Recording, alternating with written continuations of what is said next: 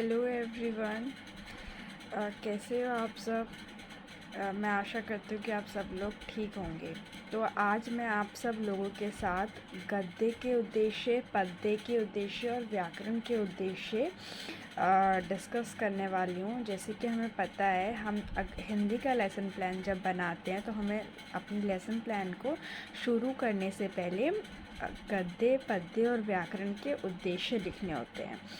क्योंकि हमारे जो भी लेसन प्लान होते हैं वो इन तीनों पे ही बेस होते हैं, तो इसीलिए हम इन तीनों के पहले उद्देश्य लिखते हैं।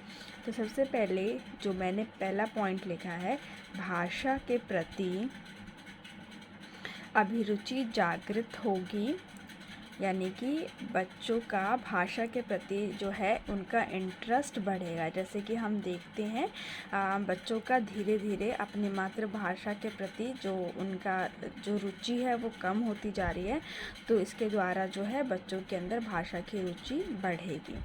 उसके बाद जो मैंने दूसरा पॉइंट लिखा है, गद्य के शुद्ध वाचन की योग्यता प्रदान करना, यानी कि हम जो गद्य लिख रहे हैं इसके द्वारा जो है बच्चों के अंदर शुद्ध वाचन यानी कि करेक्ट प्रोनाउंसिएशन की योग्यता जो है बढ़ेगी।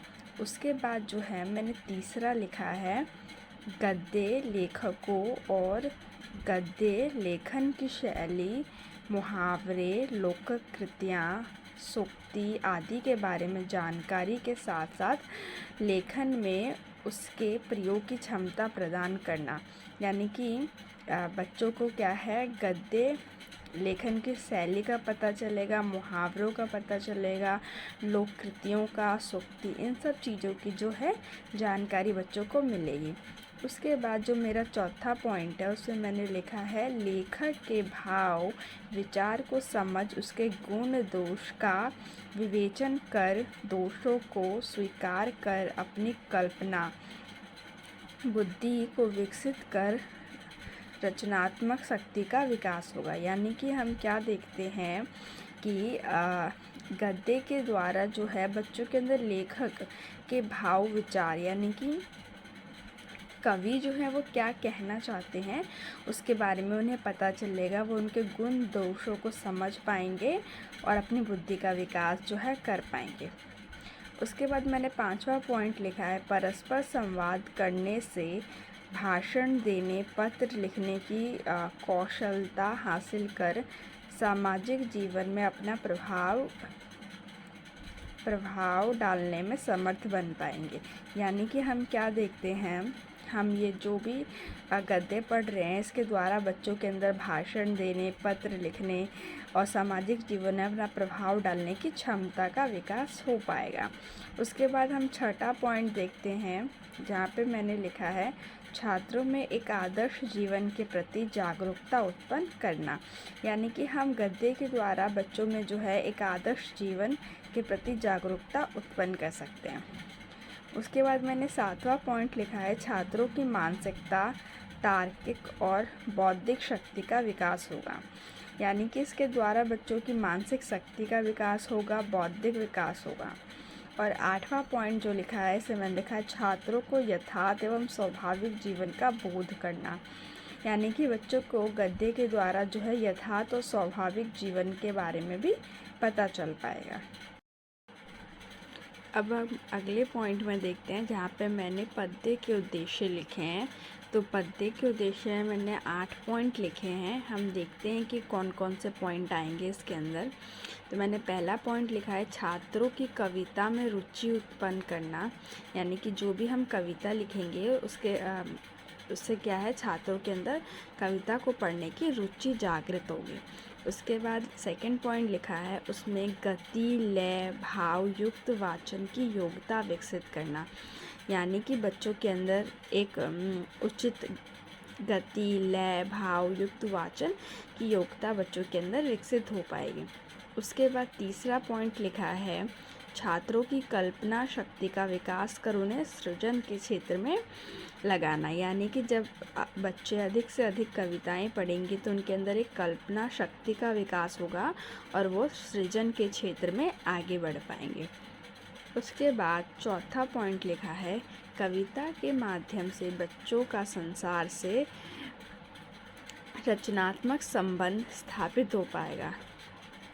तो यानी कि हम देखते हैं इसके द्वारा बच्चों के अंदर जो है एक रचनात्मक संबंध बच्चों का विकसित हो पाएगा समाज से।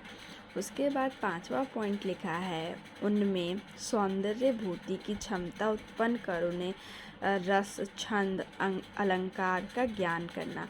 यानी कि इन कविताओं के माध्यम से हम देखते हैं बच्चों के अंदर एक सौंदर्यभूति की क्षमता जो है उत्पन्न हो पाएगी। छात्रों को स्वयं काव्य रचना हेतु प्रोत्साहित करना। यानी कि हम क्या देखते हैं, छात्रों को कैसे हम काव्य रचना के क्षेत्र में उन्हें प्रोत्साहित कर सकते हैं। उसके बाद सातवां पॉइंट देखते हैं, कविता का रसास्वादन कर उसे अपने शब्दों में व्यक्त करने का कौशल जागृत करना। यानी कि हम बच्चों को रसास्वादन, कविता में रसास्वादन लेना और उसे अपने शब्दों में व्यक्त करना सिखा सकते हैं। अब उसका लास्ट पॉइंट लिखा है, गद्य और पद्य के अंतर को महसूस करना। और विद्यार्थी जो हैं इन कविताओं के माध्यम से गद्य और पद्य में अंतर करना सीख पाएंगे। तो अभी हमने चर्चा की कि हम गद्य और पद्य के उद्देश्य कैसे लिख सकते हैं। अब हम देखते हैं कि हम व्याकरण के उद्देश्य कैसे लिख सकते हैं। तो मैंने यहाँ पे 6 पॉइंट लिखे हैं व्याकरण के उद्देश्य में। छात्रों को भाषा के नियमों का ज्ञान होगा। यानी कि हम क्या देखते हैं, व्याकरण के द्वारा हम कक्षा में छात्रों को भाषा का ज्ञान बता सकते हैं कि बच्चे कैसे भाषा के अंदर गलतियां ना करके शुद्ध भाषा का उपयोग करें।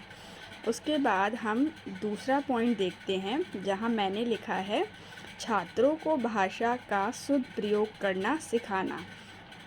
यानी कि यहाँ पे हम देखते हैं छात्रों को व्याकरण के द्वारा वो शुद्ध भाषा का प्रयोग कर पाएंगे। इसके बाद तीसरा पॉइंट देखते हैं।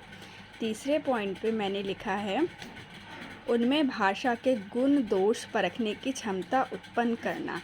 यानी कि व्याकरण के उद्देश्य के द्वारा छात्रों के अंदर ये समझ आएगी कि हम कैसे भाषा के अंदर होने वाली गलतियाँ, गुण और दोष को समझ सके और उसके क्षमता को समझने की क्षमता को उत्पन्न कर सके।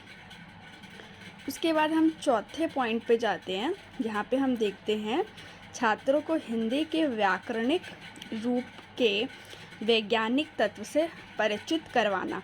यानी कि छात्रों को जो है हिंदी के व्याकरणिक गुण के बारे में पता चलेगा कि हम कैसे शुद्ध भाषा का प्रयोग अपने दैनिक जीवन में कर सकते हैं। उसके बाद हम पांचवें पॉइंट पे जाते हैं, छात्रों में वाक्य संरचना को समझने की क्षमता विकसित करना। यानी कि छात्रों के अंदर ये समझ आएगी कि वह कैसे वाक्य की रचना कर सकते हैं और सही वाक्य बना सकते हैं व्याकरण के द्वारा। उसके बाद मैंने छठा पॉइंट लिखा है, शुद्ध एवं मानक भाषा प्रयोग के योग्य बनाना। यानी कि व्याकरण के द्वारा बच्चे कहीं ना कहीं शुद्ध एवं मानक भाषा का प्रयोग करना सीख पाएंगे। तो इस तरह से हम अपने गद्य, पद्य और व्याकरण के उद्देश्य से लिख सकते हैं। आप चाहे तो उसमें कुछ और बिंदुओं को जोड़ सकते हैं। और जैसा कि हम देखते हैं कि हमें अपने पाठ योजना बनाने से पहले ये 3 बातें लिखनी होती है। उसके बाद जो है हम अपनी पाठ योजना शुरू करते हैं। तो यहाँ मैं इस वीडियो में आपके साथ ये 3 उद्देश्य शेयर कर लूँ। आगे आने वाली वीडियो में मैं आपके साथ हिंदी की पाठ्य योजना बनाना सीखेंगे।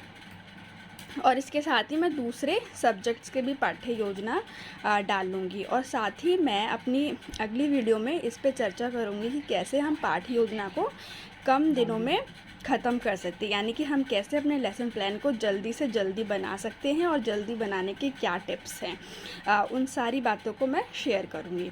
तो ऐसी ही वीडियोज़ के लिए आप मेरे चैनल को सब्सक्राइब कर सकते हो। Thank you for watching.